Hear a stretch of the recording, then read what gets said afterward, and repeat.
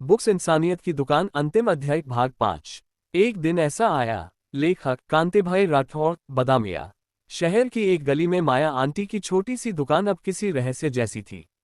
लोग कहते वहां कुछ और बिकता है, शायद रोटी से ज्यादा जरूरी कुछ।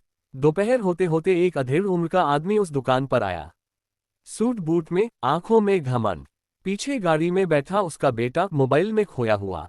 वो आदमी गाड़ी से उतरा, चारों तरफ देखा और फिर कहा, आप ही हैं वो माया जो मुफ्त में चीजें बांटती है। माया ने हल्की सी मुस्कान के साथ सिर हिलाया। हाँ, अगर किसी को जरूरत हो तो हम मदद करते हैं। पैसे नहीं तो क्या हुआ, इज्जत जरूरी है। वो आदमी हंस पड़ा। ये मदद नहीं, ये लोगों को आलसी बनाने की ट्रेनिंग है। आप समाज को बिगाड़ रही हैं। माया चुप रही। शायद ऐसे शब्दों की आदत थी उन्हें। पर तभी उन्होंने देखा उस आदमी की आंखें अचानक गंभीर हो गईं। दरअसल मैं मीडिया से हूं। आपका नाम सुना और सोचा देखूं ये इंसानियत की दुकान वाकई में है या कोई शो। उसने दुकान के कोने में बैठी एक बूढ़ी औरत को देखा, जो चावल ले रही थी और आशीर्वाद में बस इतना कह रही थी, भगवान तुम्हें लंबी उम्र दे बिटिया। उसने एक बच्ची को देखा, जो गुल्लक में 5 रुपये डाल रही थी और मुस्कुरा रही थी। उसकी आंखें थोड़ी पसीज गईं। वो बोला, मुझे आपसे कुछ नहीं चाहिए, बस एक इंटरव्यू देना होगा आपको।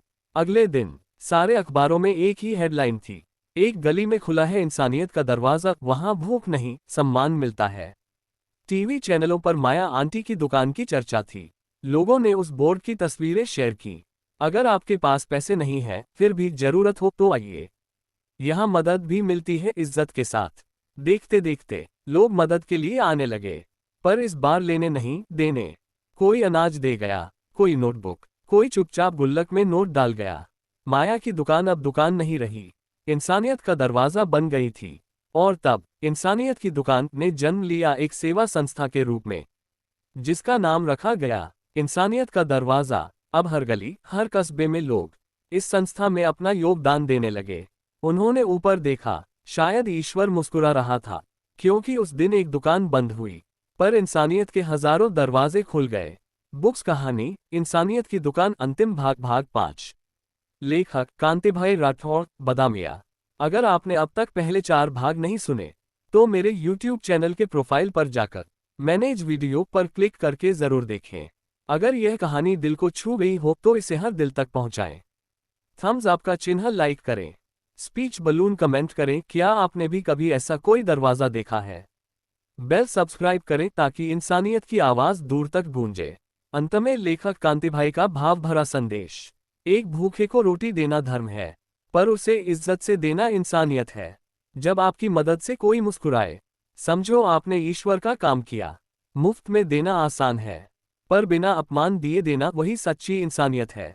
दुकानें बंद होती हैं, पर अगर इंसानियत बिकने लगे तो पूरा समाज खो देता है अपना चेहरा। अगर एक माया आंटी बदल सकती है शहर को, तो आप भी हैं किसी की उम्मीद। थम्स अप का चिन्ह लाइक करें, स्पीच बलून कमेंट करें, बताएं इस कहानी ने आपको क्या सिखाया। बेल सब्सक्राइब करें, इंसानियत की आवाज कभी बंद न हो। अब जल्द ही आ रही है। लेखक कांतिभाई राठौर, बदामिया की आपकी अगली मार्मिक कहानी, जीवन देने वाले भगवान। एक ऐसी सच्ची कथा जिसे पढ़ते हुए आपकी आंखें भीग जाएंगी।